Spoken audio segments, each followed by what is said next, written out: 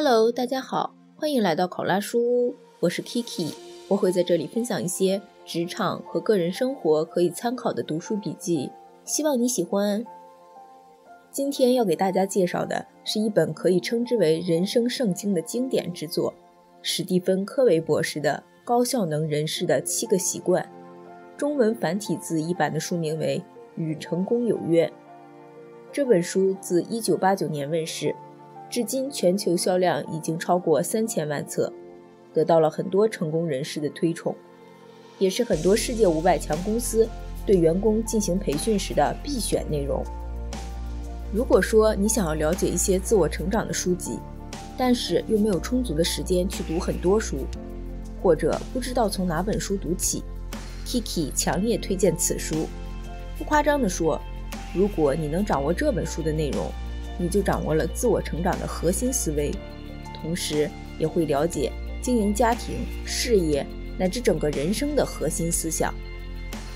我们刚才说到繁体字译版的书名为《与成功有约》，虽然题目中有成功2字，但是这个成功并不是一般社会观念中的金钱、名誉、社会地位上的成功，它指的是人格的成功。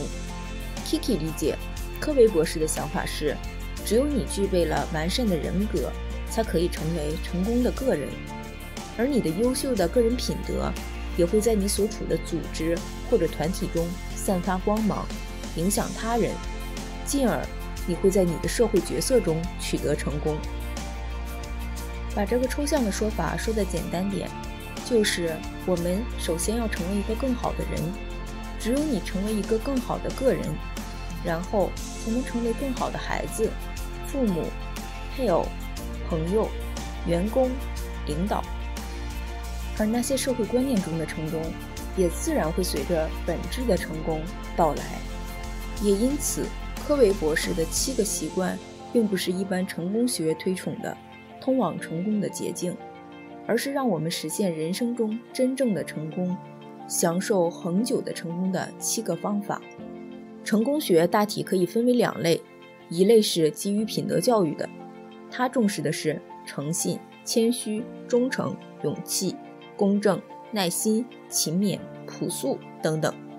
另一类是基于塑造个人魅力的，因为第1次世界大战后不久，人们对成功的基本观念改变了，由重视品德转而强调个人魅力，即认为成功与否更多的取决于性格、社会形象、行为态度、人际关系以及为人处事的圆熟技巧。因此也就产生了2个方法赢得好感、3分钟塑造成功形象、5个步骤获得领导信任等等的技巧教学。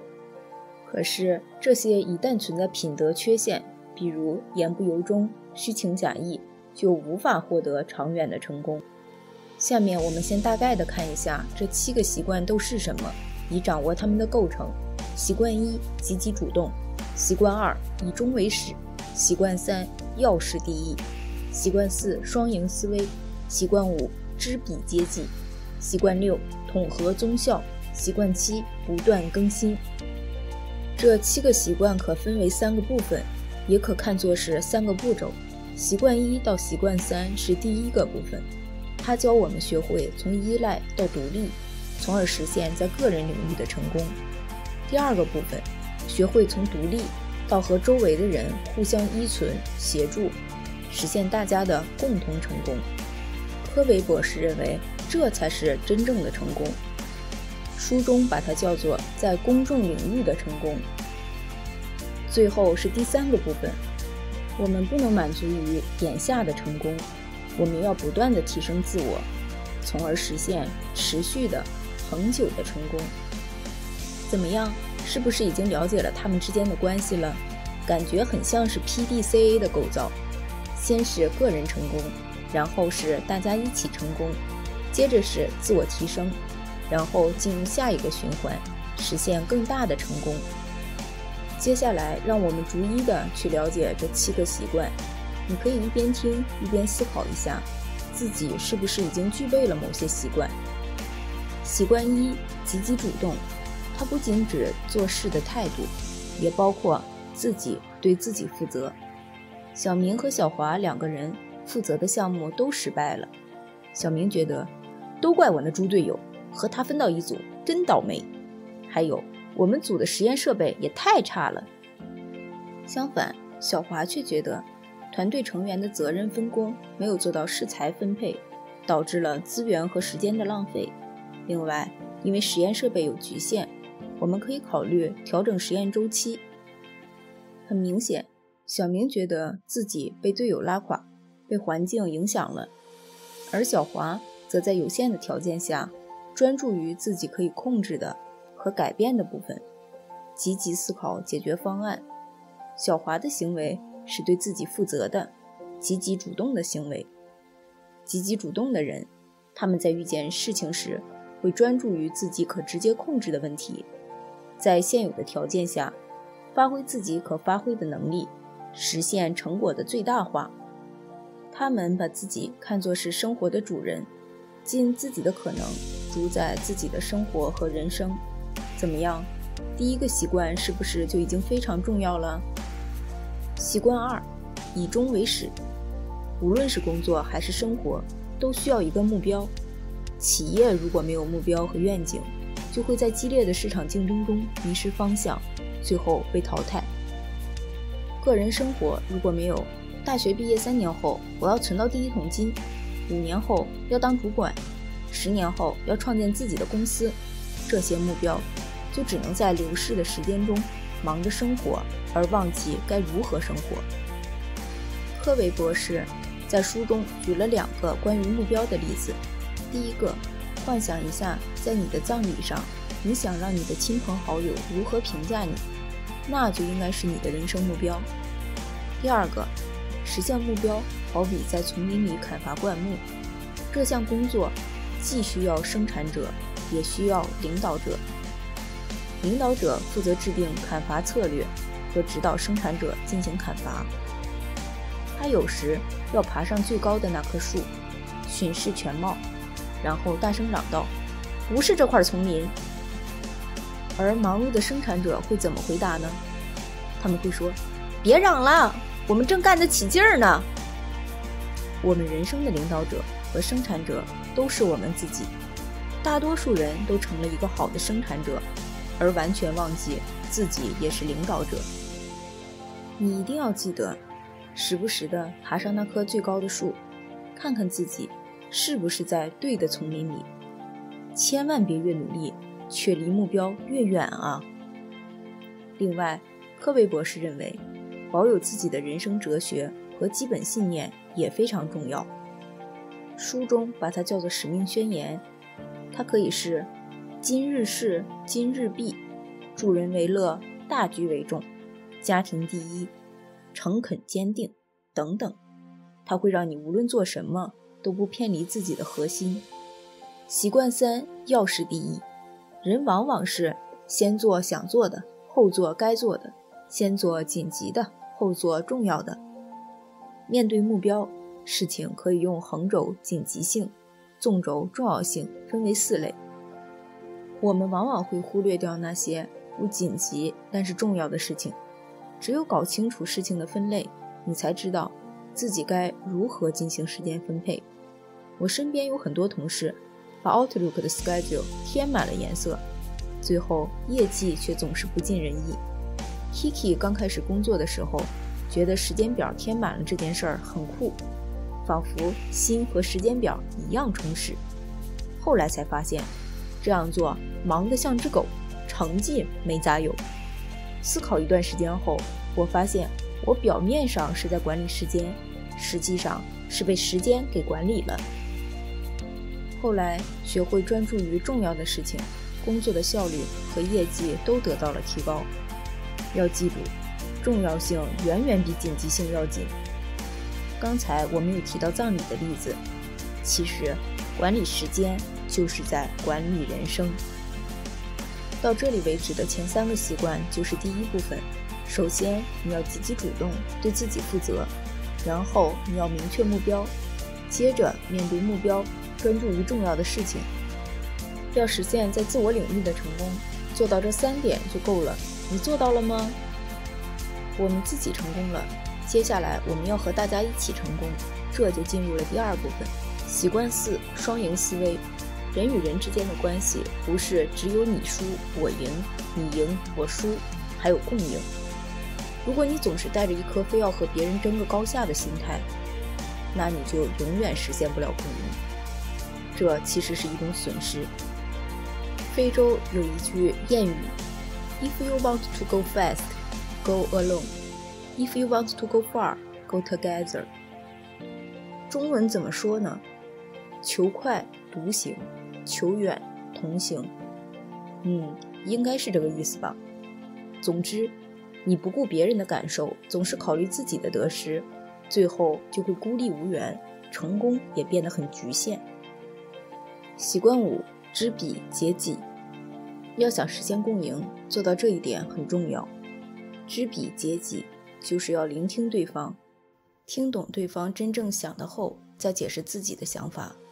Kiki 还是学生的时候，兼职给一个证券公司的日本董事做助理。我性格急，想赶紧把事情做完，他说什么我都赶紧说出自己的想法。他突然间问我信義って知ってる？信義汉语就是真意，真正的含义。他还特地写在了纸上递给了我，并且说你只有了解了对方的真意，才能做好对方希望你做的事情。即便是你不想做的事情，你也会找到让对方觉得合理的方式回绝。那一瞬间我脸红得发烫。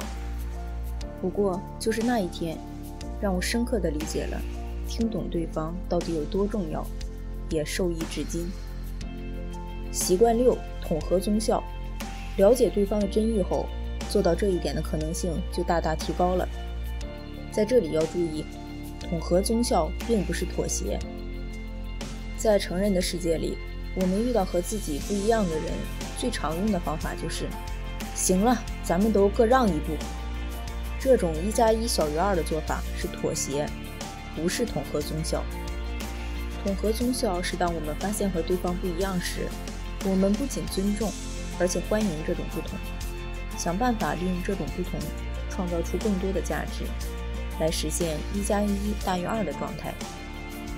现在好多企业都在强调多样性和包容性，这就是想要利用不同来创造统合综效。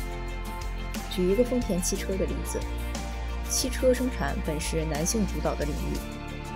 90年代，丰田发现，其实在购买汽车的家庭中，大多数都是女主人决定购买哪一款汽车。通过这个发现，他们觉得在汽车制造中导入女性视角是非常重要的。例如舒适典雅的汽车内装，可以让妈妈安心的儿童安全锁等等。这样做既保证了汽车的奔跑性、驾驶性具备男性视角，汽车的舒适性、家庭性具备女性视角，是统合综效的典型案例。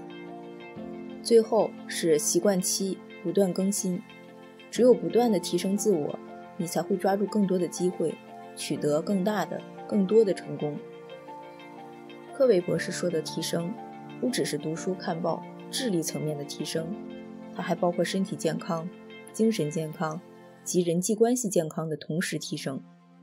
也就是说，你要在坚持运动、保持睡眠、维持身体健康的同时，还要接触点艺术，陶冶陶冶情操，学会冥想，净化净化心灵。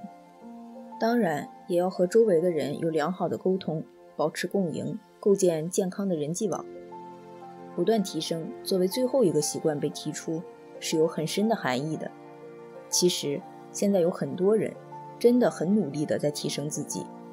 今天考会计师证，明天考律师证，后天又去学项目管理，大后天又开始学电脑编程。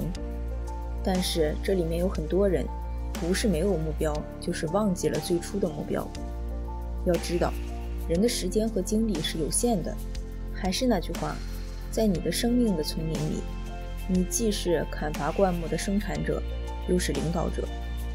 你一定要记得时不时地爬上那棵最高的树，看看自己是不是在对的丛林里。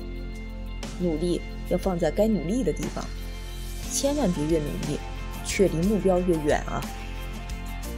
总结一下高效能人士的7个习惯，它不是教我们怎么马上成为马云、扎克伯格这种获得社会观念中的成功的捷径，而是教我们如何在人格上做到成功。让我们一起复习一下这7个习惯。